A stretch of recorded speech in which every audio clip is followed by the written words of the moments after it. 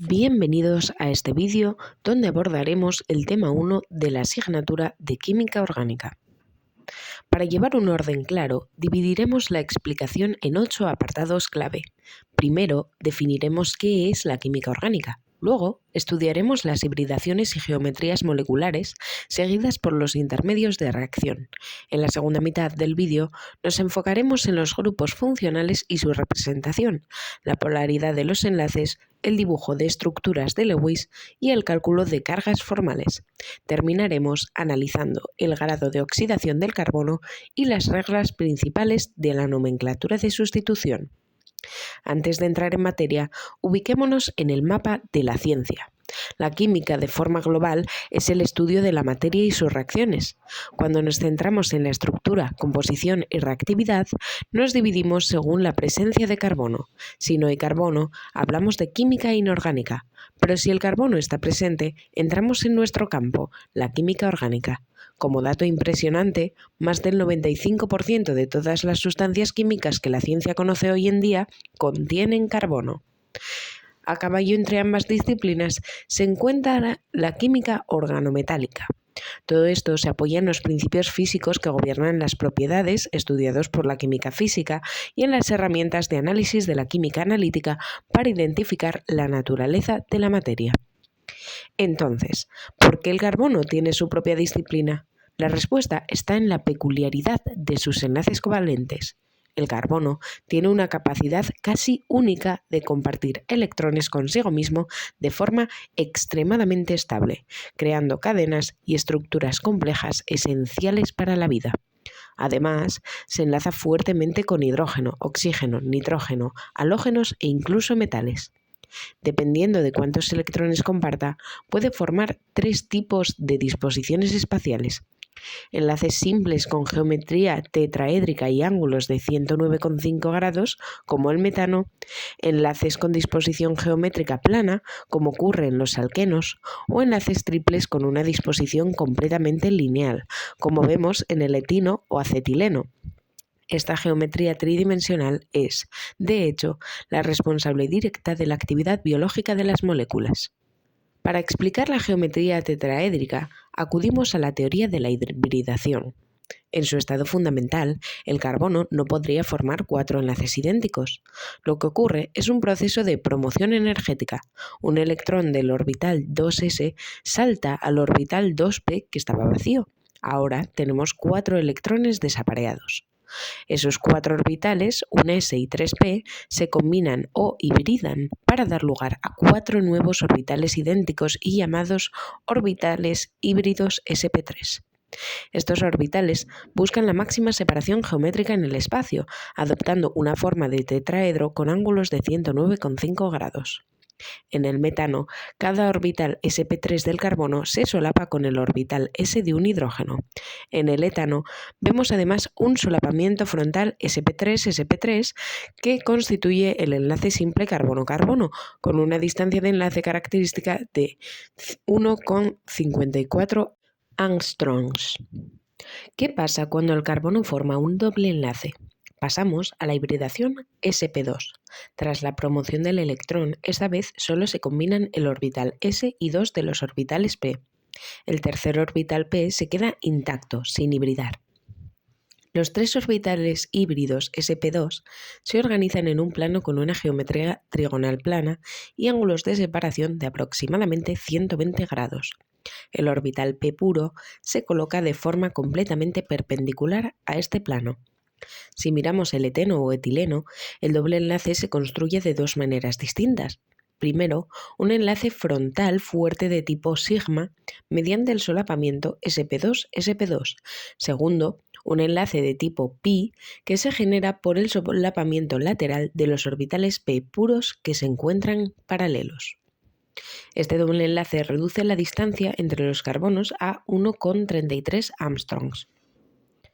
Llegamos a la hibridación sp, característica de los alquinos como el etino o acetileno.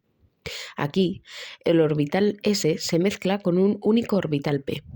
Como consecuencia, obtenemos dos orbitales híbridos sp dispuestos en línea recta, con un ángulo de 180 grados. y nos quedan dos orbitales p puros que no han sufrido hibridación. Estos dos orbitales p residuales se sitúan en ejes perpendiculares entre sí y perpendiculares al enlace principal. Así, el triple enlace de los alquinos se compone de un enlace frontal sigma producto del solapamiento sp-sp y de dos enlaces pi laterales.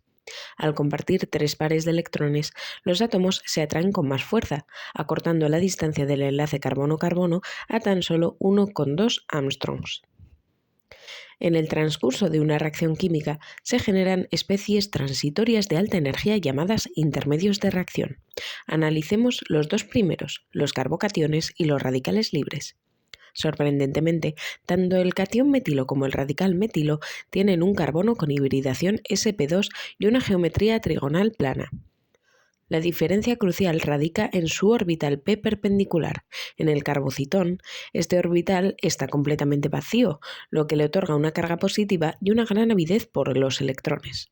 En el radical libre, este mismo orbital p alberga a un único electrón desapareado, haciéndolo una especie extremadamente reactiva.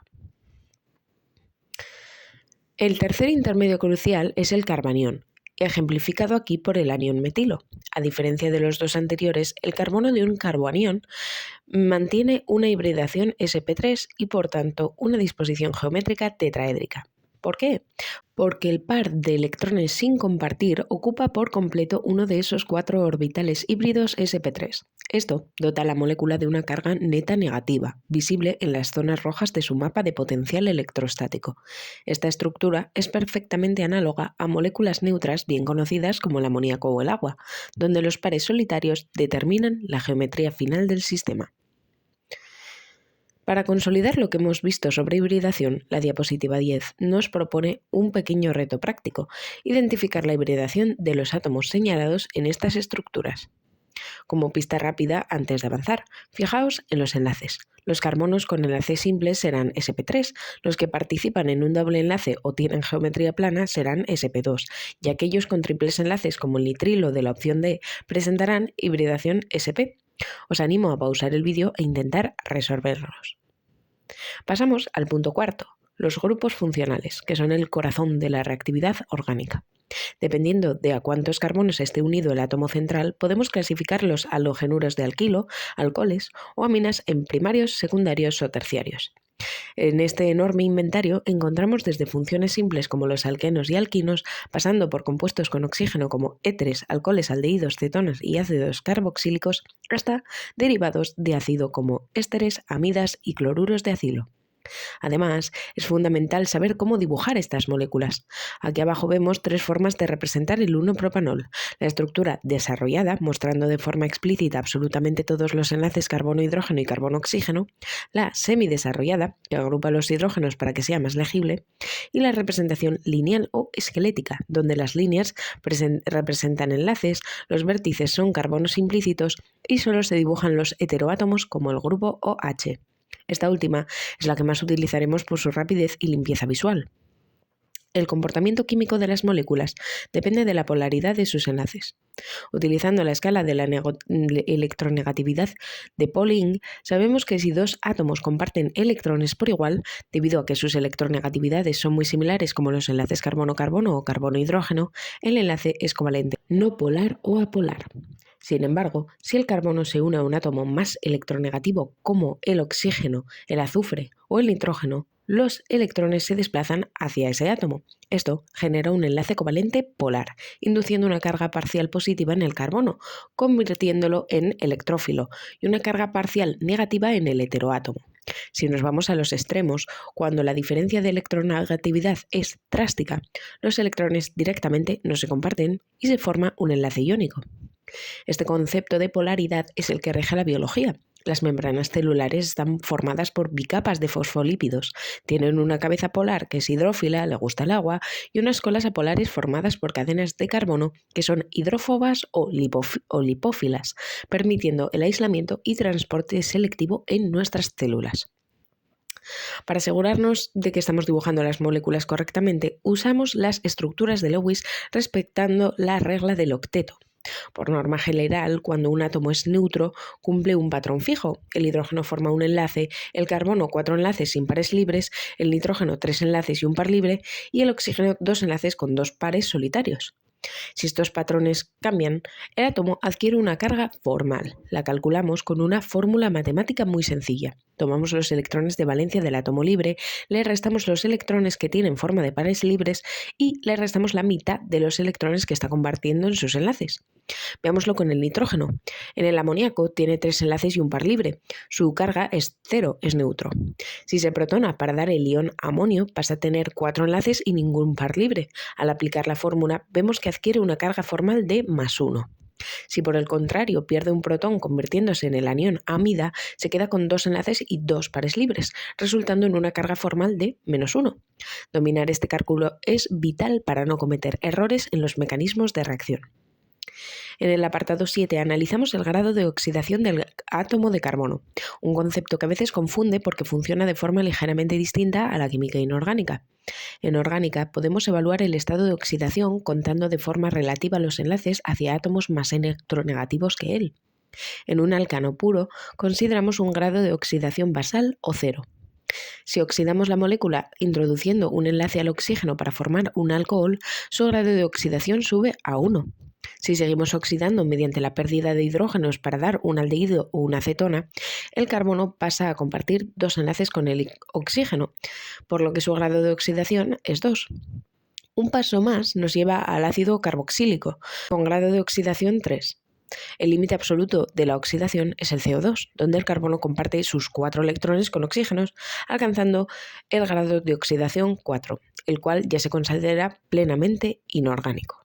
Recordad, avanzar hacia la derecha son reacciones de oxidación, volver hacia la izquierda recuperando enlaces con hidrógenos son reacciones de reducción. Terminamos el tema con las reglas de oro de la nomenclatura de sustitución de la IUPAC. Cuando una molécula orgánica es compleja y tiene más de un grupo funcional, no podemos nombrarlos todos como queramos. Hay una jerarquía estricta de prioridad creciente que va hacia arriba en esta tabla. El grupo con mayor prioridad en nuestra molécula se considerará la función principal y determinará el nombre de la cadena final mediante un sufijo.